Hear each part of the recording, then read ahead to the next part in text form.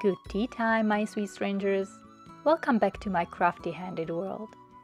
Today, I'd like to bring you a few mostly springtime curly willow tips.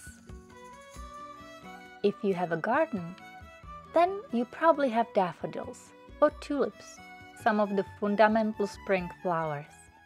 And if you don't have a curly willow, I can highly recommend it. It is very decorative and very useful because of how fast it grows.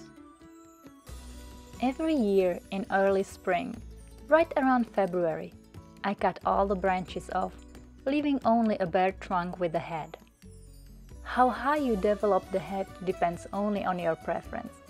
It could be right above the ground as well as 5 feet high. And every year I get a new crop of countless young branches. All this grew just since the past harvest. I always use some for spring decorating, some even for winter decorating, and the rest gets tied in handy knots and set aside to dry for perfect winter fire starters. If you enjoy my videos, please like, share, comment and subscribe so you don't miss my future episodes.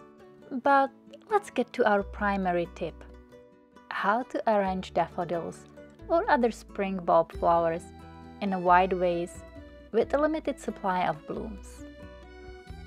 I'm using a wide open vase, which is all I have, therefore the source of this tip.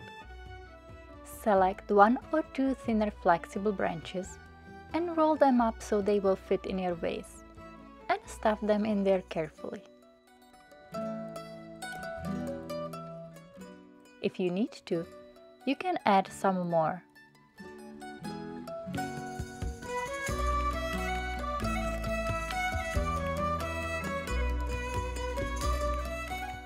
When you're happy with your willow nest, pour it over with clean, cold water.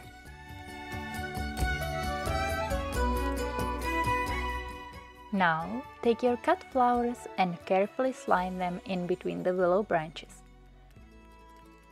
Place them evenly across the whole vase.